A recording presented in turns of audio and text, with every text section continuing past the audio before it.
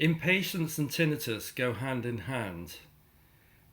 I think out of all the 700 odd people I've worked with, impatience is one of the most common traits I come across in people. Once I heard somebody describe impatience as an inability to be with yourself. So I've done quite a lot of meditation, and sitting on a cushion for hours and hours and hours, you really start to meet yourself, and it can be really challenging. Sometimes it can be very boring. Other times you can feel incredibly impatient. And for me personally, at the beginning, that was one of the biggest things that came up. I thought, come on, I've got other things to do. I've got so many things on my list to tick off and achieve. And I was putting myself under so much pressure. And the meditation actually helped me see this. Impatience is very stressful. And a lot of people with tinnitus are constantly bossing themselves around and driving themselves like crazy, putting stress and pressure on themselves, even impatience to get better.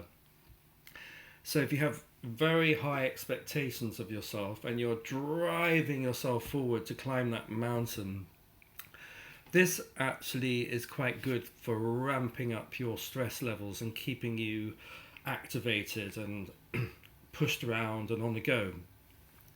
And as we all know, tinnitus tends to thrive on stress and adrenaline. So really, one of the best ways of dealing with impatience is to give yourself more time to take the foot off the accelerator pedal and to try and discover an approach to yourself that's kind, slow, gentle, and allowing. I can almost imagine you go, oh my God, no, I've got far too much to do, far too much to achieve. But your central nervous system, poor central nervous system, in the middle of all of this, gets really overwhelmed quite easily. And if our alarm bells are ringing for a reason, we need to address this, and we really need to find downtime where we can settle and just not have to achieve or do. And being impatient to stop your tinnitus, it's like an oxymoron. You can't really get there. It's letting go of this will help you. So see if you can allow yourself a little bit more time and space just to settle and be and do things that you enjoy, that calm and soothe you. And see if you can just stop pushing yourself and demanding so much of yourself. So many people do this. They're so caught up in this that they don't see it. We can be real sergeant majors with ourselves and demand total commitment and doing everything right now. Now. This is not going to help. Just breathing, just stopping, just having some peace and quiet, some downtime. You may have to say no. You may have to let go of some pressures pushing in on your life. If you want to get better, starting to have the time and the space for yourself in an unpressured way is going to really make things much, much more successful. And finally, other people can be very impatient with us.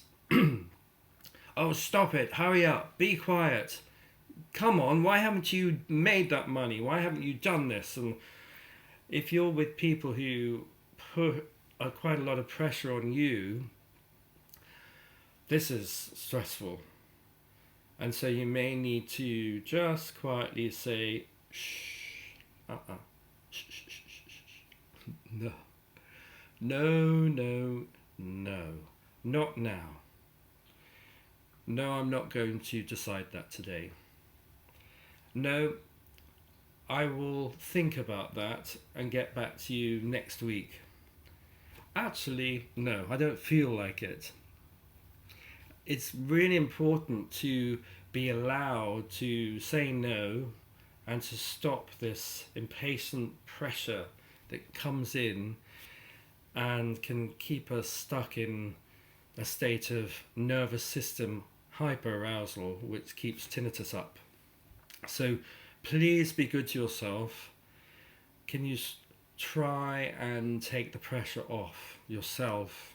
And if other people are pressurizing you, find some space, negotiate some of your own space so that you don't have to be impatient or be with impatient people. You can, we're only here for a certain number of days. Why ramp them up into stressed, impatient mode? It's so important to have the right pace and the right approach that is comfortable. Just finding the right approach to yourself is crucial for getting better with tinnitus. And what I'm talking about here affects every second and then every minute of every day. If you can look at this and really look after the way you do yourself, then you're going to be doing yourself a great service, and once again the prognosis will get much, much better.